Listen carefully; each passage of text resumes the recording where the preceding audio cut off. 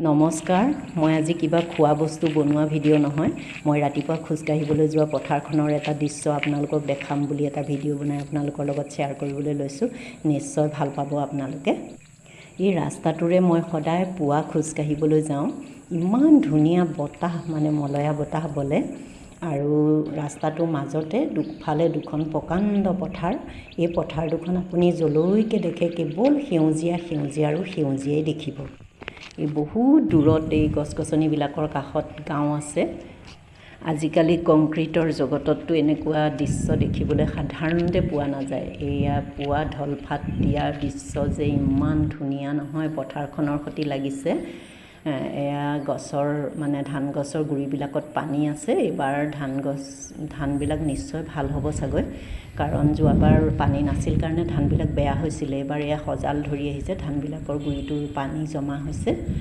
এয়া আৰুতো জানেই, পথাৰত ৰাস্তাৰ কাষত বগৰী গছ হয়। এইয়া বগৰী গছ দেখিছেনে? আগতে আমি এনেকুৱা বগৰী বিচাৰি একদম পথাৰে খুব ঘূৰি ফুৰোঁ। এতিয়া বগৰীজোপা দেখি খুব মনত পৰিছে আৰু। আগতেতো এইবিলাক ঠাইত মানুহে ঘৰ দুৱাৰ বনোৱাৰ কথা ভাবিবই পৰা নাছিলে। এতিয়া ঘৰ বনাইছে মানুহে দুই একে, গতিকে এইবিলাক লাইটৰ প'ষ্টবিলাক পুতিছে, কাৰেণ্টটো দি দিছে। এতিয়া এইবিলাক এয়া চাওকচোন, গছবিলাক ৰাস্তাৰ কাষে ইমান চেঁচা পৰি থাকে নহয়। ছাগলীবিলাক এৰি দিছে মানুহে এতিয়া ৰাতিপুৱা। এয়া সামৰিব আৰু ছাগলীবিলাক। এয়া দেখিছেনে? এয়া ঢাপত হোৱা, পথাৰৰ ঢাপত এই ফুলটো যে কি ফুল নাজানো অৱশ্যে মই। এই বগা ফুলটো এই ইয়াতে এটা গুটি ধৰে, এই লতা জাতীয় গছজোপাত। এই গুটিটো বোলে তিতা গুটি, মই খাই পোৱা নাই অৱশ্যে, বহুতে খাই কোৱা শুনিছোঁ। এই বোলে তিতা গুটি, এই গুটিটো ভাজি খায়, আলুৰ লগত বা এনেও তিতা হিচাপে ভাজি খায় এইটো গুটি। আৰু এতিয়া ধানৰ মাজে এয়া বগা ভেট ফুল ফুলিছে, দেখিছেনে? ইমান ধুনীয়া এটা দৃশ্য নহয়, গোটেইখন ধানৰ মাজে কিছুমান ঠাইত অকণমান খালী জেগাটো ভেট ফুল ফুলিছে। এয়া কহুৱা ফুলিবলৈ আৰম্ভ কৰিছে। এইখিনি কহুৱাখিনি, মই অকণমান ওচৰলৈ গ'লোঁ। কহুৱাখিনি ইমান ভাল লাগিছে, ৰ'বই নোৱাৰিলোঁ, সেইকাৰণে ওচৰ পালোঁগৈ গৈ কহুৱাখিনি। এয়া কহুৱা ফুলিছে। এয়া চাওকচোন কি ধুনীয়া দৃশ্য।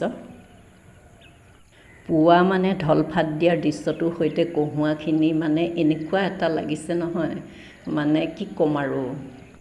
প্ৰকৃতিৰ যে কি অপৰূপ সৌন্দৰ্য, আচৰিত আৰু ৰাস্তাৰ কাষতে লাগি থকা গছকেইজোপাৰ পৰা মধুৰিআম ল'লোঁ। এয়া ৰঙা মধুৰিআম, দেখিছেনে ভিতৰটো কেনেকুৱা ৰঙা। তাৰপিছত এইফালে দেখিলোঁ ৰঙা ভেট ফুল। ৰঙা ভেট ফুল মোৰ ইমানেই প্ৰিয়, মই দেখিলে থাকিবই নোৱাৰোঁ।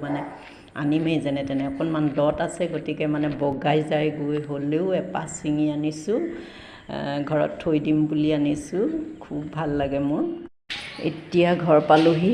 পোৱাৰ লগে এইজন আমাৰ এই মিৰো ইমান উৎপাত কৰে, দেখাৰ লগে ফূৰ্তিতে গোটেইটো ঘূৰি পাগলা নিচিনা হৈ যায়। এইটো দেখিছেনে কি উৎপাত ইয়াৰ। এয়া জন্মৰ এমাহ নহওঁতে আনিছোঁ, এতিয়া প্ৰায় 9 বছৰ হ'ল ইয়াৰ। সেয়ে মই ফুলপাহ লৈ আহি এটা গ্লাছত পানী দি পেলাই থৈ দিছোঁ, যাতে ফুলে। অনাৰ পিছত ফুলপাহ অলপমান জাপ খাই যোৱা নিচিনা হৈছে। মই অকণমান পাহকেইটা মেলি পেলাই নিজে মেলি দিছোঁ আৰু। এই পাহ ইমান মৰম লাগে দেখিবলৈ।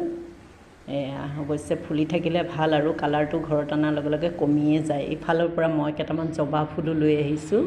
এইখিনি জবা ফুলটো মই মূৰত সানিবলৈ আনিছোঁ। জবা ফুলটো আচলতে কণ্ডিশ্যনাৰৰ কাম কৰে। আৰু শিলিখা কেইটামান লৈ আহিছোঁ, বাটতে পাইছোঁ। ইমান যে বস্তু পায় ৰাস্তাটোত। আজি আপোনালোকক এইখিনিয়ে দেখালোঁ। আকৌ নতুন এটা ভিডিঅ'ৰে আপোনালোকক লগ পোৱাৰ আশাৰে আজিলৈ নমস্কাৰ।